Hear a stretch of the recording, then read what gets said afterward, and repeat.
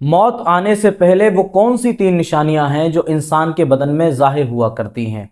ये आमतौर से जहन में आने वाला सवाल है कि जब मौत आती है तो क्या वाकई कोई निशानी अल्लाह की तरफ से हमारे बदन के अंदर जाहिर होती है, या और हमारे अहवाल के अंदर कोई निशानी ऐसी आती है कि जिसके जरिए हमें ये सिग्नल मिल जाए, हमें ये बात पता चल जाए कि अब हमारी मौत का वक्त आ चुका है। तो इसका जवाब बनेगा जी हाँ, मौत के आने से पहले तीन निशानियां बदन के अंदर ऐसी जाहिर होती हैं कि जिनको देख करके बआसानी अंदाजा लगाया जा सकता है कि अब बंदे को मौत आने वाली है। वो निशानियां इंसान के बदन ही के अंदर जाहिर हुआ करती हैं, जिसको हम आगे चल करके आगे क्लियर करने वाले हैं। तब तक आप जरा से मेरी गुजारिश है, अगर ये वीडियो फेसबुक पर आप देख रहे हैं तो हमें फॉलो करते चले, और अगर यूट्यूब पर देख रहे हैं तो हमारे चैनल को अभी सब्सक्राइब करें, और इस वीडियो को और बाकी सारी वीडियो को भी आगे ज्यादा से ज्यादा इस्लामी भाइयों और बहनों तक शेयर करें, ताकि महसूस हो चले कि आप जो है दीन की बात को फैलाना पसंद करते हैं। कोई अच्छी बात अगर आप तक पहुंचती है तो आप उसको सदका जारिया की नियत से दूसरों तक पहुंचाया करते हैं। अस्सलामु अलैकुम वरहमतुल्लाहि वबरकातुहू। मैं मोहम्मद अरबाज कादरी, और आपने जिस मकसद से इस वीडियो पर क्लिक किया है वो मकसद इंशाल्लाह इस वीडियो में आपको मिलने वाला है।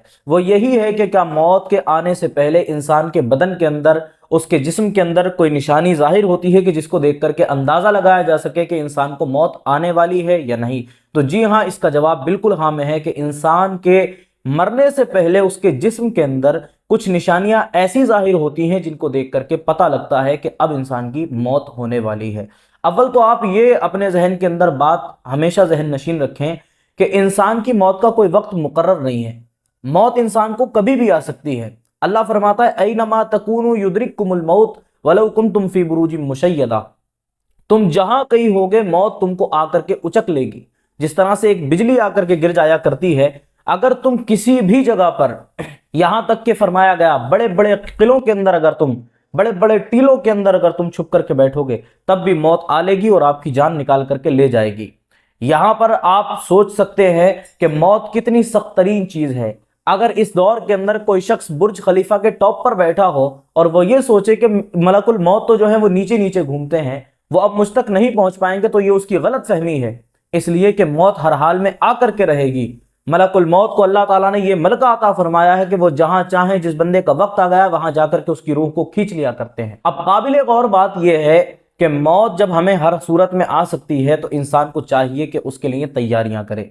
मैं आपको बताने लगा हूं कि तीन निशानियां इंसान के बदन में जाहिर होती हैं, लेकिन उससे पहले जो तमहीद के तौर पर इस बात को अपने जहन में बिठा ले कि मौत का हरगिज हरगिज ताल्लुक किसी उम्र से नहीं है।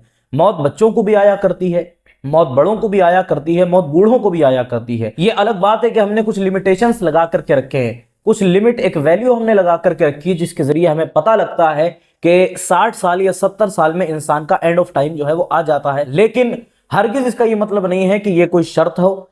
मौत किसी भी वक्त में आती है। आप देख सकते हैं एक बच्चा पैदा होता है, 4 दिन आईसीयू में रहता है, 5वें दिन खबर आती है कि बच्चा मर गया। तो क्या वजह थी? ना तो वो बूढ़ा हुआ, ना उसके अंदर कोई निशानी जाहिर हुई। अब वो निशानियां कौन सी है, आपको उन पर तवज्जो जरूर देना है, लेकिन हरगिज अपने जहन में ये बात ना रखें कि ये निशानियां जाहिर होंगी तभी मौत आएगी। ये एक सिग्नल है, ये एक अलामत है जिसको सूफिया ने बताया है कि इनके जरिए इंसान को अंदाजा लगा लेना चाहिए कि अब मैं मस्जिद का रुख कर लूं, अगर मैं गुनाह करता हूं तो गुनाहों से तौबा कर लूं, इसलिए कि सिग्नल्स हैं कि अब मेरी मौत का वक्त करीब आ चुका है। मौत एक ऐसी हकीकत है जिसको कोई टाल नहीं सकता।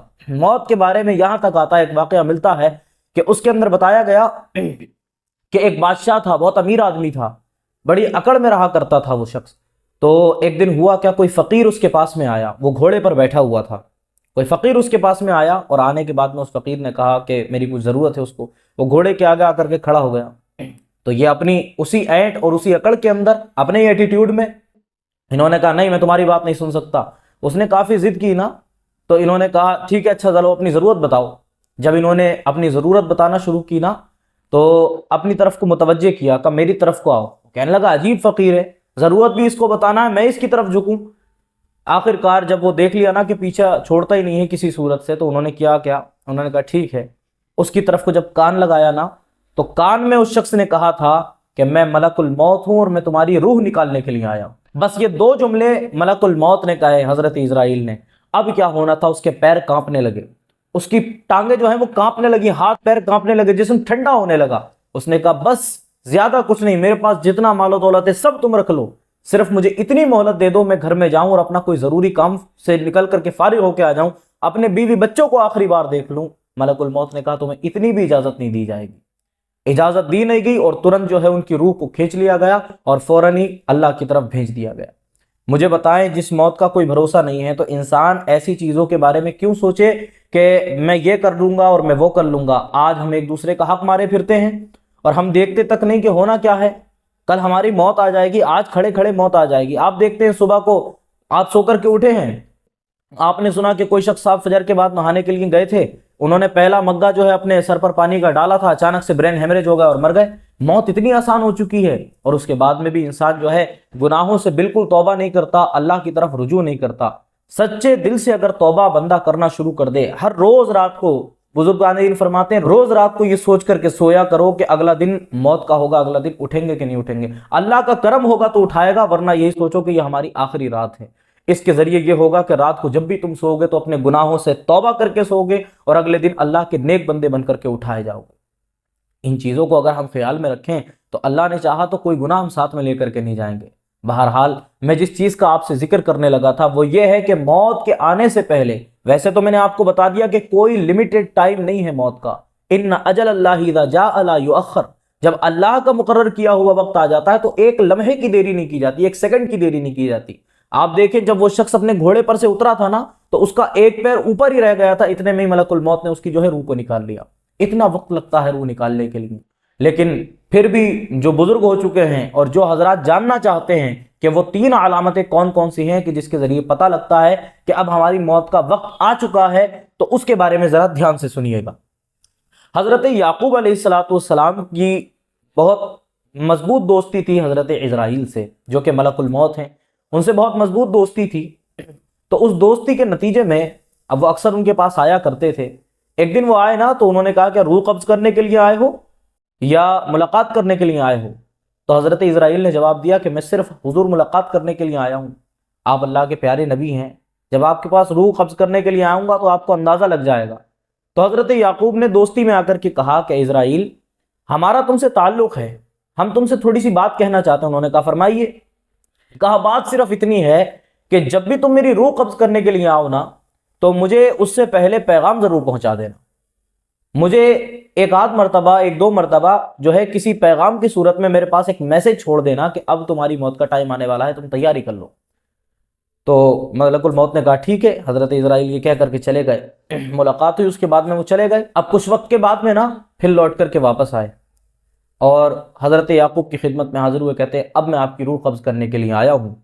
तो हज़रत याकूब ने फरमाया कि तुम रूह कब्ज़ करने के लिए आए हो, हालांकि मैंने तुमसे वादा किया था कि तुम मुझे पैगाम भेजोगे, अपना कोई मैसेज मुझ तक भेजोगे, कोई सिग्नल भेजोगे। तुमने कोई सिग्नल मुझे नहीं दिया, तुमने वादा क्यों झूठा कर दिया? कहा नहीं, मैंने आपको एक दो नहीं बल्कि तीन मैसेज मैंने आपको दिए थे।